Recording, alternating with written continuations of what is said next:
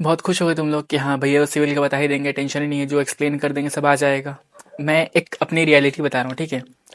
बहुत कम लोग एक्सेप्ट करते हैं, लेकिन मेरा जो वर्स्ट एक्सपीरियंस रहा है, सबसे खराब एक्सपीरियंस जो रहा है वो सिविल के साथ ही रहा है। और जो मेरी एक बोले सबसे खराब प्रिडिक्शन जो मैंने की है वो सिविल के लिए ही की है अभी तक। वो नॉट बिकॉज ऑफ कि मेरे प्रिडिक्शन में फॉल्ट था, वो पेपर ही ऐसा अतरंगी पूछा था पिछली बार। आज 10 साल से 11 साल से सिविल के पेपर्स इतने इजी आते हैं, इतने इजी आते हैं। इवन मेरे टाइम पे सिविल एक इजीएस्ट सब्जेक्ट बोलते हैं तुम्हारे ग्रुप में। फिजिक्स हो गया, M1 हो गया, बीएमई हो गया, इसके अलावा सिविल और बीसीई जो कंप्यूटर है वो दोनों इजीएस्ट से इजीएस्ट पूरे फर्स्ट ईयर में है, क्योंकि इससे इजी सब्जेक्ट ही नहीं है। सिविल तो सबसे इजी, पूरा थ्योरी थ्योरी रहता है। लेकिन पिछली बार तुम्हारे जो सीनियर्स है, जो पास आउट हो, लाइक पास आउट नहीं सॉरी, जो तुम्हारे 1 साल सीनियर्स है जिन्होंने जुलाई 2025 में एग्जाम्स दिए थे सिविल के, उनका एक्सपीरियंस सबसे गंदा था टिल द फर्स्ट ईयर। क्योंकि सिविल में क्वेश्चन इतने अतरंगी पूछे थे, इतने अतरंगी पूछे थे। उसका तुमको एक लेवल मैं बता रहा हूँ कि कितने अतरंगी पूछे थे। मैं तुमको एक रील दिखा रहा हूँ जो कि उस टाइम पे बहुत वायरल गई थी, बहुत क्रेजी लोगों ने उस पर सपोर्ट दिखाया था। वो रील को दिखा रहा हूँ, देखो अभी। सर एक्सक्यूज मी, वो थोड़ा बीसीएम का पेपर सेट करना है। अच्छा, मैंने अभी यूट्यूब पे 2-3 सैंपल पेपर्स देखे थे। तुम एक काम करो, इसमें से छोड़ के तुमको जो बन रहा है ना वो डाल दो। Sir how is this possible? इसमें तो पूरा सिलेबस है, truss analysis, shear force and surveying, foundation, सब तो इसी में है। Concrete and all, basic civil में तो ये सब आता है। इसमें से क्या हटाएंगे? मैंने क्या बोला, इसमें से छोड़ के तुमको जो सिलेबस में दिख रहा है वो डाल दो। सर बट ये पॉसिबल ही नहीं है, इसमें पूरा सिलेबस है, इंपॉर्टेंट क्वेश्चन है। इसको हटा देंगे फिर बचेगा क्या अपने पास? अरे क्यों नहीं पॉसिबल है, एक काम करो, विंडो डाल दो। विंडो? हाँ, व्हाट इज विंडो? भले ही बेसिक सिविल है, बेसिक सिविल का क्वेश्चन है। इसमें कंक्रीट डालो ना डालो बात की बात है, तुम उसमें विंडो डाल दो। व्हाट इज पेंट डाल दो। पेंट? स्टोन्स के क्वेश्चंस घुमा के डाल दो। 2-3 न्यूमेरिकल्स, 4 न्यूमेरिकल्स डाल दो। Okay sir. क्या बोले भाई? शेयर फोर्स नहीं आया, बेंडिंग मोमेंट्स नहीं आया, ट्रस एनालिसिस नहीं आया, फाउंडेशन नहीं आया एंड देखा ना, लाइक सोच रहे हो कि भैया ऐसा क्या पेपर में आ गया था कि आपको अगेंस्ट द सिस्टम वीडियो बनानी पड़ गई। तो था कुछ ऐसा। एंड उसके पहले जो मैंने पेपर सेट किया था 2025 के जनवरी वाले स्टूडेंट्स के लिए, या फिर 2024 में जो मैंने पेपर सेट किया था, वो दोनों काफ़ी अच्छे परफॉर्म किए थे, काफ़ी अच्छे लोगों के मैच हुए थे। लेकिन 2025 में थोड़ा सा हो गया था वो चीज़। मेरे को पता है कि हुआ था जो हुआ था, जान दो, उसके बाद उसके बारे में नहीं सोचते हैं। इस बार मैं बहुत कॉन्फिडेंट हूँ, क्योंकि इस बार मैंने यूनिट वाइज क्वेश्चन सेट किए हैं। उसके बाद मैंने 8 इंपॉर्टेंट क्वेश्चन भी सेट किए हैं। मैं इसमें क्या करूँगा, unit wise most important questions बता दूंगा, फिर 8 इंपॉर्टेंट क्वेश्चंस भी बता दूंगा, एंड उन सबके एक्सप्लेनेशंस भी बहुत ही अच्छे तरीके से कर दूंगा कि तुम्हारा इस वीडियो को देखने के बाद सिविल वाला टेंशन एकदम खत्म ही हो जाए। डेफिनेटली थोड़ा सा उसमें बीसीईएम का मैकेनिक्स का पार्ट है, जिसमें movement of inertia and all थोड़ा बहुत कॉन्सेप्चुअल होता है, लेकिन उसको भी एक्सप्लेन कर देंगे बहुत ही ईजी वे में, डोंट वरी। और बीसीईएम का, सॉरी बीएमई का पेपर कैसा गया था मेरे को प्लीज़ कमेंट सेक्शन में बताना, क्योंकि मैंने अभी तक पेपर देखा नहीं है। मेरे प्लेसमेंट चल रहे थोड़े, तो बिजी चल रहा हूँ। कोई नहीं, तुम लोग प्लीज़ बताना कमेंट सेक्शन में बीएमई का पेपर कैसा गया था। मेरे को पता है अच्छा ही गया होगा, क्योंकि बीएमई का प्रेडिक्शन मेरा बहुत अच्छा है, हमेशा से मैंने बताया ही था। तो कोई नहीं, डरो मत, मैं हूँ ना। डर तो मेरे को भी लगता है, क्योंकि पिछली बार भाई उन्होंने क्या ही किया था यार बीसीईएम में। इस बार आई होप ऐसा कुछ ना करें। चलो स्टार्ट करते हैं। सो हेलो नमस्ते अस्सलाम वालेकुम, मैं हूँ Farooq, final student of CSC. And चलिए शुरू करते हैं without wasting any time. Unit 1 की बात करें, यूनिट 1 है बिल्डिंग मटेरियल एंड कंस्ट्रक्शन, जिसमें 5 इंपॉर्टेंट क्वेश्चंस जो कि बहुत बहुत बहुत हाई रिपीटेड क्वेश्चंस हैं। देखो कितनी बार रिपीट हुए हैं, यहाँ पे नीचे ईयर्स लिखे हुए हैं, 2022, 23, 24, 25 कितनी बार रिपीट हुए, हर एक चीज़ लिखा हुआ है यहाँ पे। प्लस क्वेश्चंस को मैं ओनली अभी टॉपिक्स बताऊंगा, उसके बाद इनके एक्सप्लेनेशन दे दूंगा प्रॉपर कि तुमको यहाँ से उठाना है, जाके एग्जाम में छाप देना है, ठीक है। फिर इनके हिंदी एग्जाम्पल्स, इसको तुमको समझना कैसे, सब कुछ तुमको डिटेल में समझा दूंगा। फिलहाल बस इसको नोट कर लो, क्योंकि यूनिट वाइज फिर वहाँ पे नहीं तुमको पता चलेगा, वहाँ पे ओनली तुमको टॉपिक्स पता चलेगा, ठीक है। तो यहाँ पे इसको नोट करते जाना। यूनिट 1 की बात करें, सबसे पहला question, workability of concrete, concrete का वर्क कैसे होता है पूरा। कंपोजिशन ऑफ सीमेंट, सीमेंट क्या होता है, उसके type, test and all. And third one is brick masonry bonds, brick क्या होता है, उसके मशीनरी बॉन्ड्स कैसे होते हैं। टाइप्स ऑफ ब्रिक्स, ब्रिक्स कितने टाइप्स के होते हैं। Fourth one is foundation and foundation types. Fifth one is stones, सब कुछ समझा दूंगा अभी, डोंट वरी। उसके बाद यूनिट 2 की बात करें, यूनिट 2 है सर्वेइंग एंड पोजीशनिंग, जिसमें सबसे पहला पॉइंट लेवलिंग प्रॉब्लम्स, दूसरा है कंट्रोल लाइंस, जिसमें डेफिनेशन, प्रॉपर्टीज, यूजेस सब कुछ लिखना है। थर्ड वन इज थियोडोलाइट, जिसमें कंपोनेंट्स एंड यूजेस तीनों लिखना है। उसके बाद लोकल अट्रैक्शन क्या होता है, बहुत इंपॉर्टेंट पार्ट है ये, बहुत ही ईजी है, समझा दूंगा। Fifth one is survey, survey stations and types of surveying. Third unit की बात करें, mapping and remote sensing. Remote sensing बहुत इंपॉर्टेंट पार्ट है, बता दूंगा अभी। सबसे पहला remote sensing and its application in civil engineering. Second one is area calculation methods. Third one is profile and cross sectioning, बहुत इंपॉर्टेंट पार्ट है ये भी। Fourth one is earthwork volume calculation. And fifth one is selection of service stations and mapping procedure. Fourth unit की बात करें, fourth unit है engineering mechanics, और जो BCEM में लाइक BCE का मतलब क्या होता है, बेसिक सिविल इंजीनियरिंग, एंड जो M आता है ना मैकेनिक्स का पार्ट, वो fourth unit and fifth unit दोनों आता है, ठीक है।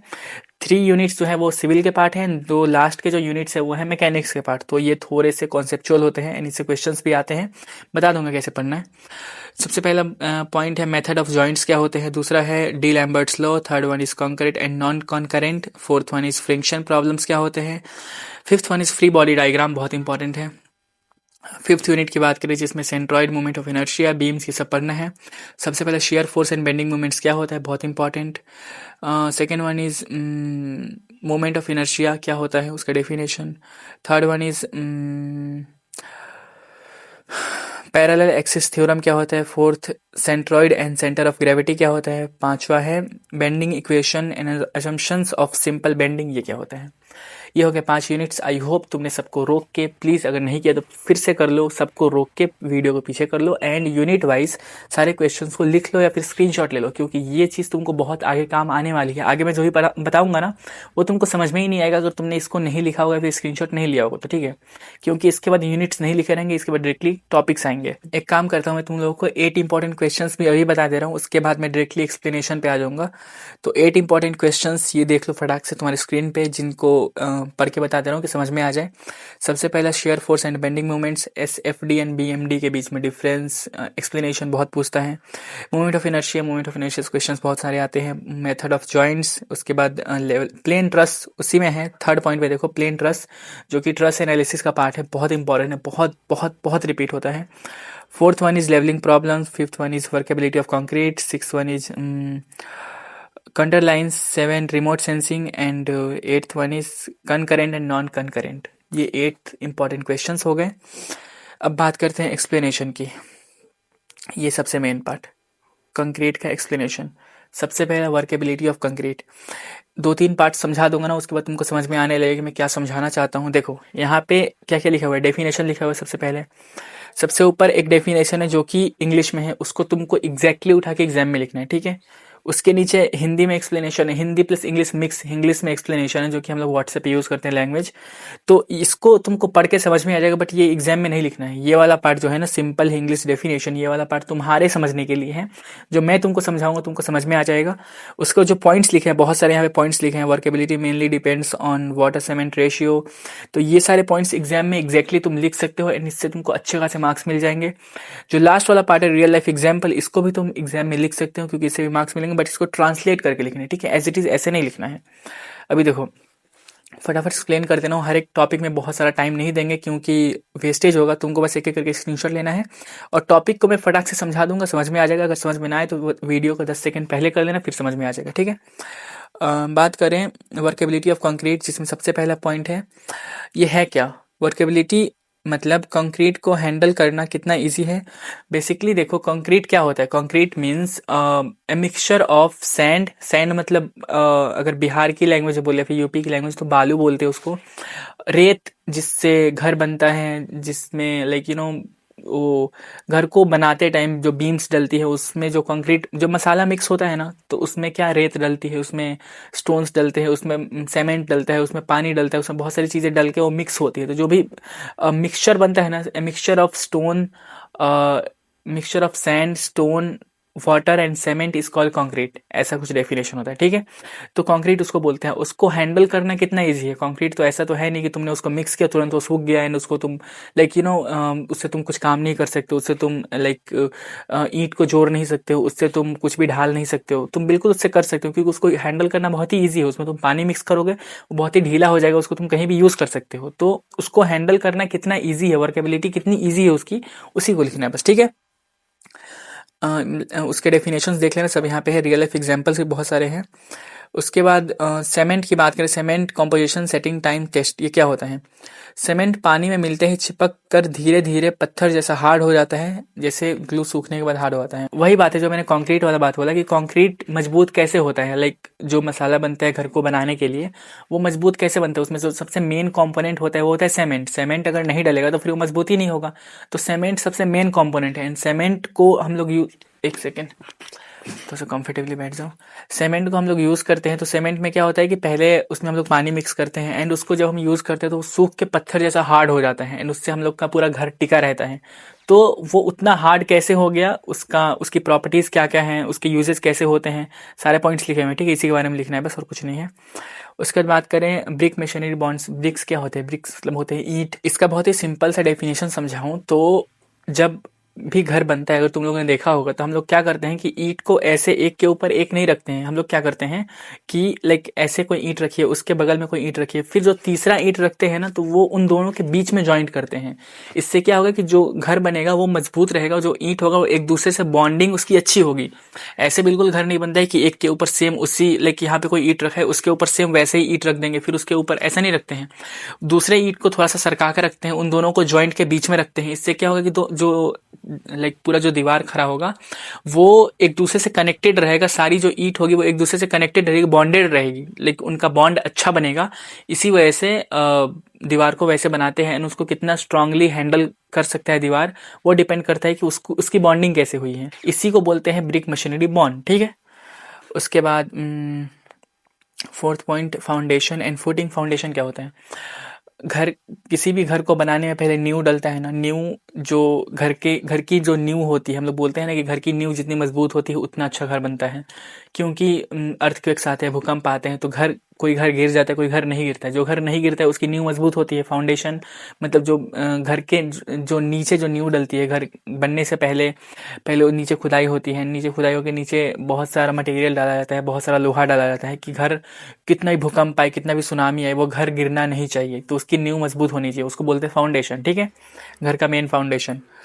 And fifth one, stones. Stones क्या होते हैं? बेसिकली ताजमहल को बनाने में या फिर पुरानी मंदिरों को बनाने में यूज़ होता है, जो स्टोन्स यूज़ होते थे पहले के टाइम पे। ईंट और लाइक ईंट तो यूज़ होते नहीं थे, पत्थर यूज़ होते थे घर को बनाने में या फिर महलों को बनाने में। तो उसी के बारे में लिखने, स्टोन्स क्या होते हैं, कहाँ यूज़ होते थे, बस। उसके बाद लेवलिंग। लेवलिंग क्या होती है? लेवलिंग मतलब अलग अलग जगह हाइट नापना। रियल लाइफ एग्जांपल देखो, नीचे रियल लाइफ एग्जांपल पे दिए हुए हैं। अगर रोड थोड़ा भी टेढ़ा बन गया तो पानी एक साइड जम जाएगा। लाइक अगर कहीं पे रोड बनानी है एंड वहाँ की मिट्टी कहीं बहुत कम मिट्टी, कहीं बहुत ज़्यादा मिट्टी है, तो उसको पहले लेवल करना पड़ेगा, उसके बाद वहाँ पे रोड बनेगी, वरना एक साइड पानी लग जाएगा एक साइड नहीं लगेगा। तो उनको बोलते हैं लेवलिंग। लेवलिंग प्रोसेस लिखना है बस। कंट्रोल लाइंस क्या होते हैं? कंट्रोल लाइन मैप पर सेम हाइट वाले पॉइंट्स को ज्वाइन करती है, जैसे एक ही लेवल पे चलने वाली लाइन।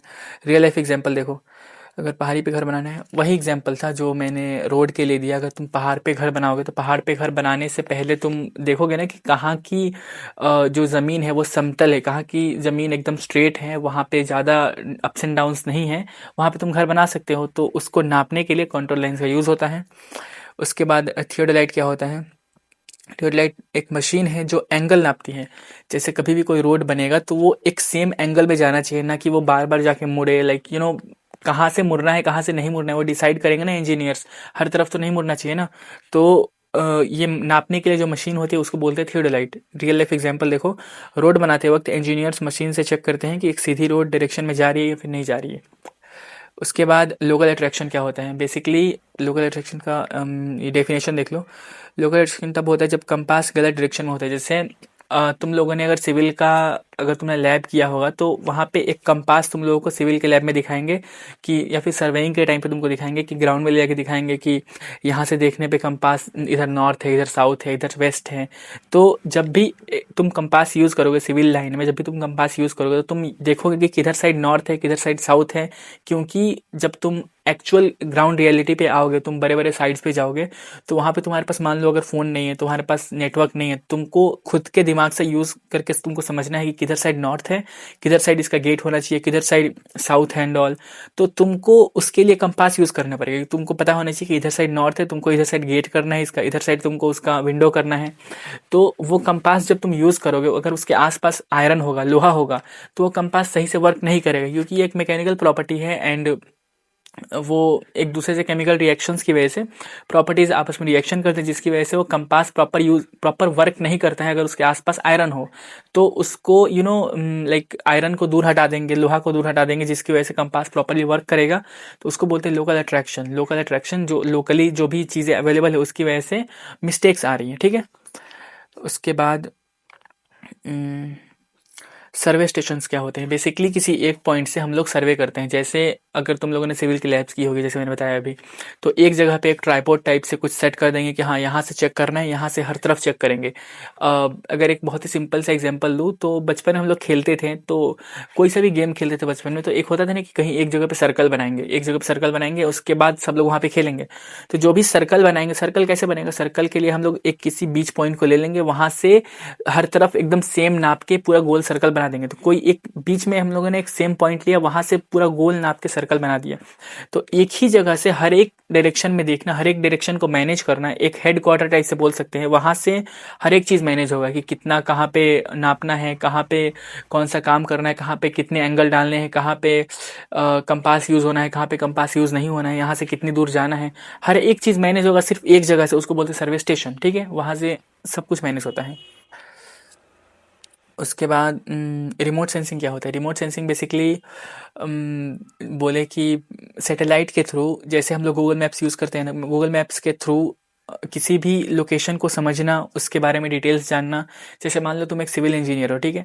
तुमको बोला गया कि ये एक लोकेशन है जहाँ पे तुमको जाके लाइक ये प्रोजेक्ट तुमको परफॉर्म करना है, तुमको इसके बारे में जानना है कि यहाँ पे क्या क्या कर सकते हैं, यहाँ पे ये प्रोजेक्ट सक्सेसफुली परफॉर्म हो पाएगा नहीं हो पाएगा, यहाँ पे ये घर बन पाएगा नहीं बन पाएगा।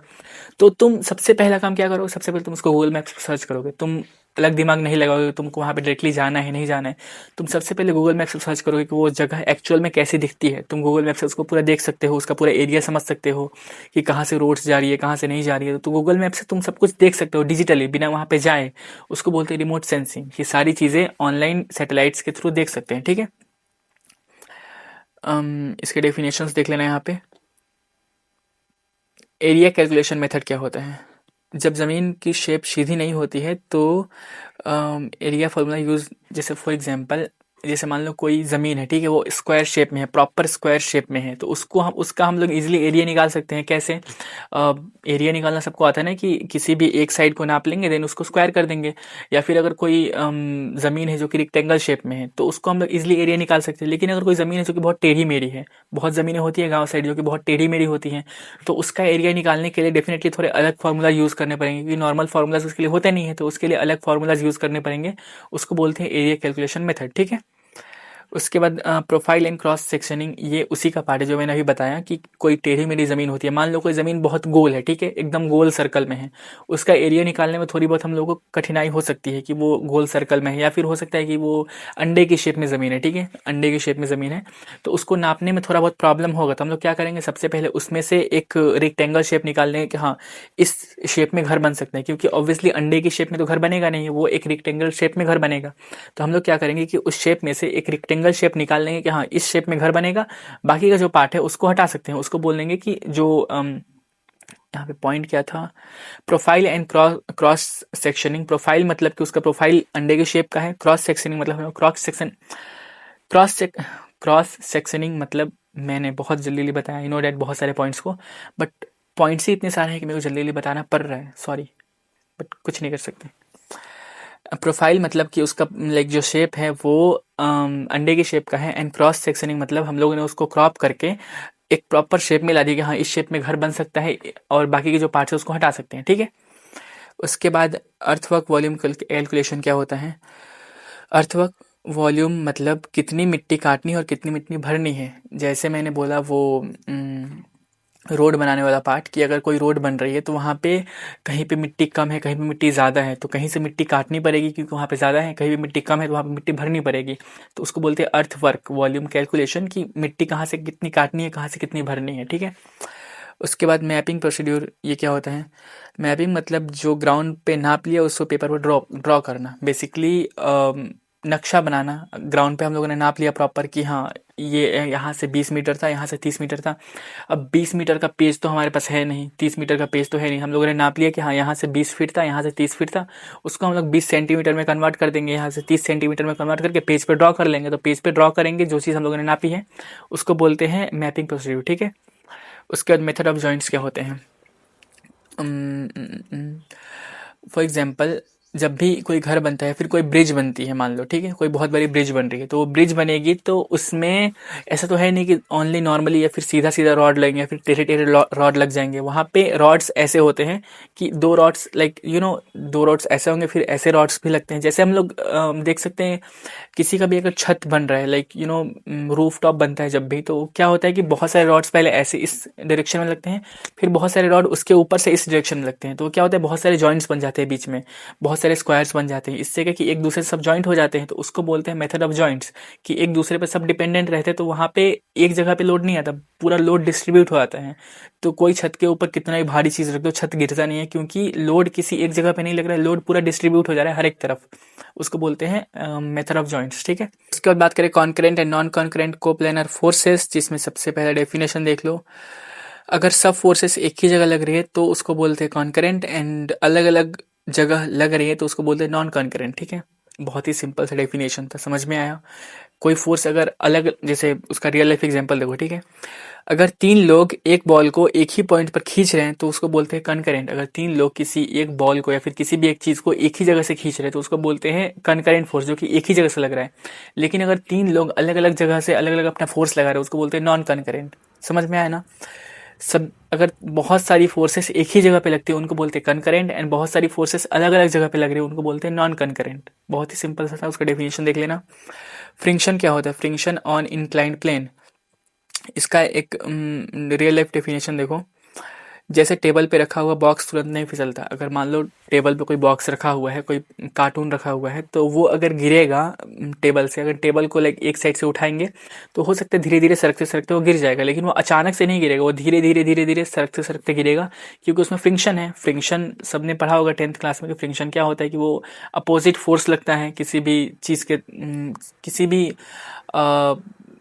ऑब्जेक्ट पे अपोजिट फोर्स लगता है फ्रिक्शन के थ्रू, उसको बोलते हैं friction on incline plane. Free body diagram and Bow's notation. Free body diagram क्या होता है? फ्री बॉडी डायग्राम मतलब ऑब्जेक्ट को अकेला ड्रॉ करो एंड उस पर लगने वाले सब फोर्सेस को दिखाओ। बीएमई का अगर मैं एग्जांपल लूँ तो अगर तुम लोगों ने 2 स्ट्रोक इंजन 4 स्ट्रोक इंजन का डेफिनेशन बनाया होगा, उसका तुमने डायग्राम बनाया होगा, तो ऑब्वियसली तुम 2 स्ट्रोक इंजन 4 स्ट्रोक इंजन में तुम उसी के बारे में बताओगे ना, तुम उसके अलावा किसी और चीज़ को एक्सप्लेन नहीं करोगे। तुम उसमें 2 स्ट्रोक इंजन के बारे में बता रहे हो, तुम उसमें बॉयलर्स के बारे में तो बताओगे नहीं, तुम उसमें ऑब्वियसली 2 स्ट्रोक इंजन को ही ओनली बताओगे, उसी के बारे में उसका तुम डायग्राम बनाओगे, उसमें कौन कौन से कॉम्पोनेंट्स लगे उसको तुम एक्सप्लेन करोगे एक एक लाइन खींच खींच के। उसको बोलते हैं फ्री बॉडी डायग्राम, कि किसी भी एक ऑब्जेक्ट के बारे में पूरा बताना है एंड उसके सारे कॉम्पोनेंट्स को एक्सप्लेन करना, ठीक है।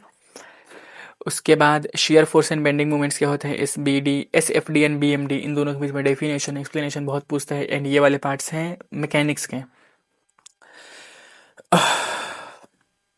थक गए हैं भाई लिटरली।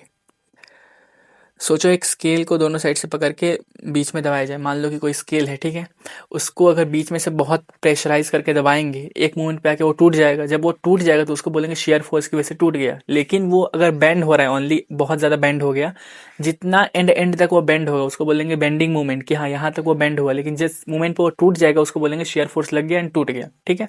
तो जब वो टूटेगा उस पर शेयर फोर्स लग गया एंड वो टूटने की लाइक यू नो पावर को बोलेंगे शेयर फोर्स, एंड जहाँ तक वो बेंड हुआ उसको बोलेंगे बेंडिंग मूवमेंट्स। उसके डेफिनेशंस देख लेना है यहाँ पे। उसके बाद बात करें मोमेंट ऑफ इनर्शिया क्या होता है? मोमेंट ऑफ इनर्शिया बताता है कि बीम कितनी मुश्किल से झुकेगी। ज़्यादा, जितना ज़्यादा मोमेंट ऑफ इनर्शिया उतनी बीम कम झुकेगी।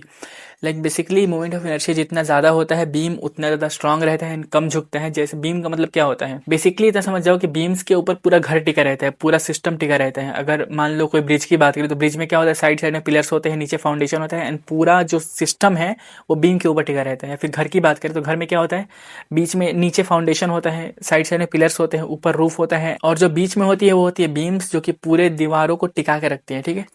उसके बाद बात करें पैरेलल एक्सिस थ्योरम ये क्या होता है उसका डेफिनेशन देख लो। अगर एक्सिस सेंटर से हटकर ले जाए, जैसे बेसिकली अगर मैं एक सिंपल सा डेफिनेशन समझाऊं तो अगर किसी रॉड को, मान लो कोई रॉड है, मतलब 5 फीट का रॉड है, अगर उसको अगर तुम बीच से उठाओगे तुम इजीली उठा लोगे एक हाथ से, क्योंकि वो बीच से दोनों साइड से सेम फोर्स लगेगा, सेम पावर लगेगी। लेकिन अगर तुम किसी रॉड को एक साइड से उठाओगे, किसी एक कॉर्नर से उठाओगे, तो तुमको डेफिनेटली उठाने में दिक्कत होगा वो, क्योंकि किसी एक साइड से उठा रहे हो तुम। अगर तुम उसको बीच से उठाओगे तो वो प्रॉपरली उठ जाएगा। उसको बोलते हैं कि एक्सिस पैरेलल है, लाइक दोनों साइड सेम है, ठीक है, उसका एक्सिस सेम है दोनों साइड, उसको बोलते हैं एक्सिस पैरेलल थ्योरम। उसके बाद है centroid and centre of gravity. Basically जो अभी मैंने पार्ट बताया ना एक्सिस वाला, उसी का पार्ट है कि सेंट्रॉइड मतलब कि किसी भी चीज़ को सेंटर पे बैलेंस करना। बहुत सारे लोग तुमने देखा होगा कि फुटबॉल को उंगली पे बैलेंस करते हैं, फुटबॉल उंगली पे नाच रही है, कैसे फुटबॉल वो उंगली पे कैसे घूम रही है, क्योंकि उस पे उसके सेंटर पे एकदम प्रेशर लग रहा है, इधर उधर प्रेशर नहीं लग रहा है, एकदम सेंटर पे उसको उसकी ग्रेविटी हर तरफ डिस्ट्रीब्यूट बराबर हो रही है। बहुत सारे लोग कॉपीज को उंगली पे नचाते हैं, तो उंगली उंगली पे कॉपी कैसे घूम रही है, क्योंकि उसका जो डिस्ट्रीब्यूशन है वो हर तरफ सेम है, एकदम सेंटर पे पावर लग रहा है। या फिर स्केल को अगर तुम लोग उंगली पे रखोगे तो स्केल उंगली पे कैसे टिक जाएगी, जब दोनों साइड एकदम सेम इक्वल डिस्ट्रीब्यूट रहेगा, उसको बोलते हैं सेंट्रॉइड और सेंटर ऑफ ग्रेविटी। उसके बाद बेंडिंग इक्वेशन एंड एजम्पशंस, जिसकी डेफिनेशन है बेंडिंग इक्वेशंस बताती है कि बीम कितनी झुकेगी और कितना स्ट्रेस आएगा। इंजीनियर से चेक करते हैं कि बीम सेफ है या नहीं। बेसिकली एक सेकेंड, बेसिकली कोई भी घर बनने जाता है तो उसमें क्या होता है कि जो मैंने बीम वाला पार्ट बताया कि बीम कितना झुकेगा, कितना स्ट्रांग बीम है, वो डिसाइड होता है कि मोमेंट ऑफ इनर्शिया कितना उसमें हाई है। अगर मोमेंट ऑफ इनर्शिया हाई है तो बीम बहुत स्ट्रांग रहेगा, मोमेंट ऑफ इनर्शिया लो है तो बीम बहुत लाइक वीक रहेगा। लेकिन बीम कितना झुक रहा है, और लाइक कोई बीम है, कोई ब्रिज बन रहा है, ठीक है, कोई ब्रिज बन रहा है, दोनों साइड से बहुत सारा वो है, पिलर डला हुआ है एंड नीचे फाउंडेशन भी बहुत अच्छी डली हुई है। लेकिन ब्रिज को बनाते टाइम ब्रिज बीच से झुक रहा है, बीच से ब्रिज बहुत ज़्यादा बेंड हो रहा है। अगर वो एक लेवल तक बेंड हो रहा है जो कि इंजीनियर्स को लग रहा है कि हाँ इतना चल जाएगा, इतना बेंड हो रहा है तो कोई दिक्कत नहीं है, लाइक कोई खास लॉस नहीं है।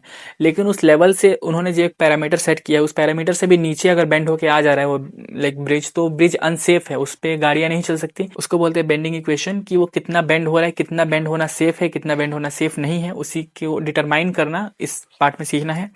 एंड ओवर, खत्म।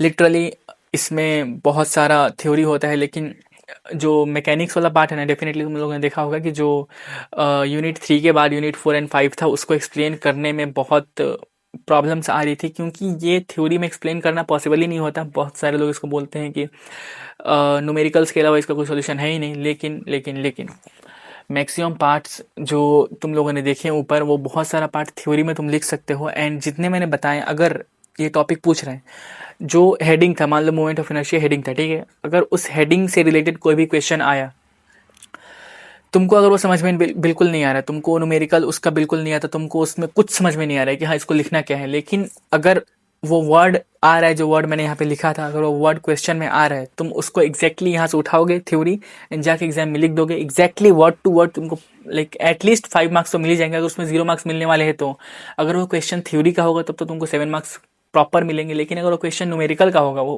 पूरा न्यूमेरिकल होगा, उसमें पूरा डेटा दिया होगा, फिर भी अगर तुम उसमें ये थ्योरी लिख दोगे, तुमको डेफिनेटली 3 मार्क्स 4 मार्क्स तो मिल ही जाएंगे, जहाँ पे 0 मार्क्स मिलने वाले थे। कोशिश करना कि सबसे पहले थ्योरी वाले क्वेश्चंस को करना, थ्योरी वाले क्वेश्चंस काफ़ी अच्छे खासे आते हैं सिविल में। उसके बाद जो न्यूमेरिकल्स वाले पार्ट है उनको कर लेना, what is window, what is paint, ये सब डेफिनेशंस भी देख लेना। और हाँ, सबसे इंपॉर्टेंट बात, जो पिछला मॉडल पेपर मैंने बनाया था 2025 के लिए, डेफिनेटली उस टाइम पे वो फॉर्म अच्छा नहीं किया था, लेकिन इस बार वो पेपर्स आने के चांसेस बहुत हाई हैं, क्योंकि हर बार पेपर्स वैसे नहीं आते, कभी कभी आ जाते हैं, ठीक है। तो जो पिछली बार मैंने वीडियो बनाई थी उसका लिंक मैं डिस्क्रिप्शन में दे दूंगा, या फिर इस वीडियो के बाद लगा दूंगा, देख लेना याद से। एक बार जरूर डिस्क्रिप्शन को चेक कर लेना, ठीक है, वीडियो की डिस्क्रिप्शन को याद से चेक कर लेना, जिसमें मैं सिविल की जितनी पुरानी वीडियोज उनको सब डाल दूंगा, सबको देख लेना। प्लस इस वीडियो में जितने मैंने इन्फॉर्मेशन बताया उनको याद से कॉपी करके एग्जाम में लिख देना, तुम्हारे अच्छे खासे एग्जाम्स निकल जाएंगे।